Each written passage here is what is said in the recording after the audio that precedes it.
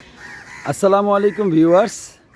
আজকে আমি আবার সেই কাকের গল্প নিয়ে আসছি আপনাদের কাছে এবং আজকে নতুন কিছু দেখাবো। সবাই সাথে থাকেন, দেখতে থাকেন, তাহলেই বুঝতে পারবেন যে কি ঘটতে যাচ্ছে।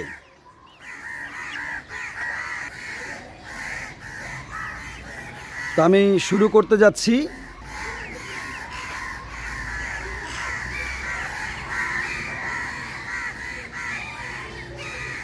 এগুলো খাবার।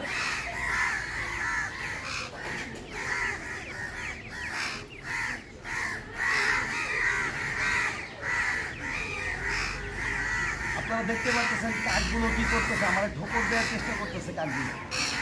হ্যাঁ, এটা দেখানোর জন্যই যে আসলে প্রথমত এরকম ছিল না, কিন্তু এখন কেন এরকম করতেছে আমি জানি না, এরকমই হচ্ছে।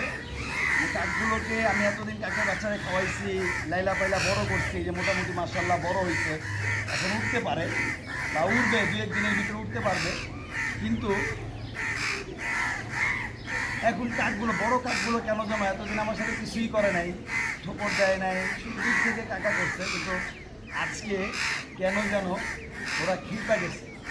হ্যাঁ, আমারে কেন যেন বারবার ঠোকর দেওয়ার চেষ্টা করতেছে। আমি আপনাদেরকে সেটা দেখানোর জন্যই আজকে আমি স্ট্যান্ডের উপরে ক্যামেরা রেখে আমি আপনাদেরকে ভিডিও করে দেখাচ্ছি যে কাকগুলো কী করতেছে। আপনারা দেখেন, দেখতে থাকেন কাকগুলো কী করে।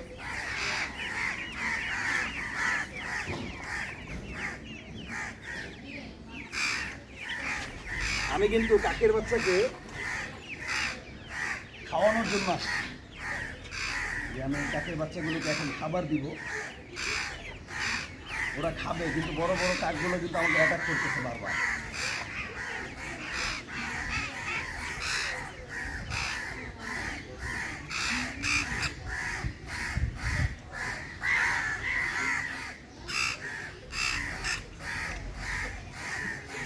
আপনারা দেখতেছেন কাকের বাচ্চাগুলো মাশাআল্লাহ খাওয়া দাওয়া করে খুব সুন্দরভাবে, এবং এরকম খাওয়া দাওয়া করলে ওরা অবশ্যই বেঁচে থাকবে, আল্লাহ ওদেরকে বাঁচিয়ে রাখবে।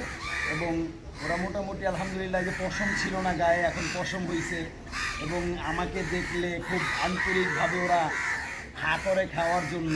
সবসময় মনে করে আমি ওদেরকে খাওয়াইতে আসছি। আর আমি কিছুক্ষণ পর পরই, কারণ আমরা মুরগি পালি, অন্যান্য কিছু পালি, যে আমরা 2 বেলা 3 বেলা খাবার দিই, কিন্তু কাক, পশু পাখি, মানে পাখি জাতীয় যারা আছে, উন্মুক্ত ছাড়া থাকে, তারা অ্যাকচুয়ালি আপনার উন্মুক্ত থাকে এবং ক্ষণিকে ক্ষণিকেই ওদের বাচ্চাদেরকে খাওয়ানোর চেষ্টা করে। ঠিক আছে, যেই খাবারটাই পায় এনে বাচ্চাদের মুখে তুলে দেয়। এর জন্য বাচ্চারা সবসময় খাওয়ার জন্য হাত করে যতক্ষণ ওদের পেটে ক্ষুধা আছে। তো আমি চাচ্ছি এখন ওদেরকে আবারও ভালোভাবে পেটটা ভরায় খাওয়াইতে। পেট ভরে খাবে, পেট ভরে গেলে খাইতে চায় না, ফেলে দেয়।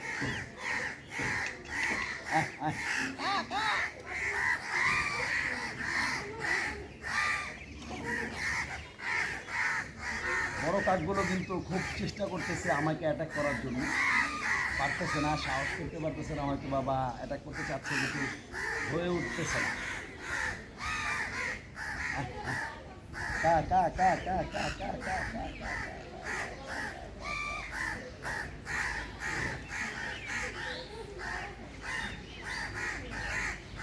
এদের পেট ভরে গেছে মোটামুটি, ওরা আর খাচ্ছে না, ওদের খাওয়া শেষ, ওরা আর খাবে না, পেট ভরে গেছে। আমি মূলত আপনাদেরকে দেখাতে চেয়েছি যে কাজগুলো কী করে।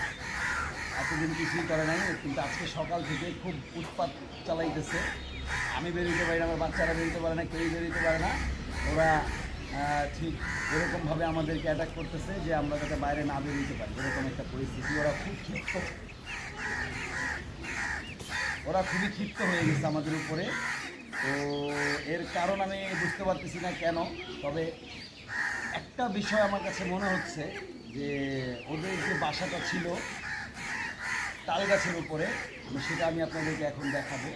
এর আগে আমি দেখাইছিলাম আপনাদেরকে যে চালের উপরে ওদের বাসাটা পড়ে গেছিলো। তো আজ গতকালকে সারা মানে পুরো সাভারেই কোথাও গ্যাস ছিল না, তাই আমার ওয়াইফ ওই বাসাটাকে নামায় আনছে, যে বাসাটা হয়তো বা নষ্ট হয়ে গেছে, বাসাটা নামায় আমরা এটা দিয়ে রান্না বাড়া করি বা চুলা জ্বালাইতে সহজ হবে, চিকন চিকন ঝাল পাল আছে, এর জন্য নামায় নিয়ে আসছি। আমার কাছে কেন যেন মনে হচ্ছে এই কারণেই ওই বাসাটা আমরা এনে জ্বালায়া ফেলার কারণেই মনে হয় এরকম করতেছে ওরা, নাকি জানি না। কিন্তু বাসাটা তো চালের উপরে পড়েছিল, এটা তো আর গাছে ছিল না যে গাছ থেকে আমরা পেরে আনছি।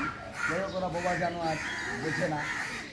আমাদের তো আল্লাহ তাআলা অনেক জ্ঞান দিয়েছে, আমরা বুঝি। সবাই দোয়া করবেন যাতে এই বাচ্চা দুটোকে আমি লালন পালন করতে পারি সঠিকভাবে। হ্যাঁ, এবং ওই যে বললাম, যদি বনের পাখি বনে চলে যায় আমি ছেড়ে দিব, আর যদি যাইতে না চায় তাহলে আমি এদেরকে দিয়ে কথা বলানোর চেষ্টা করব। যদি আল্লাহ চাহে তো আমি কথা বলানোর চেষ্টা করব এদেরকে, যাতে এরা কথা বলে। আমি সুন্দরভাবে এদেরকে খাওয়াই দিচ্ছি, মোটামুটি পেট ভরে গেছে, আর ওরা খাবে না, ওরা খাবে না। ধন্যবাদ সবাইকে।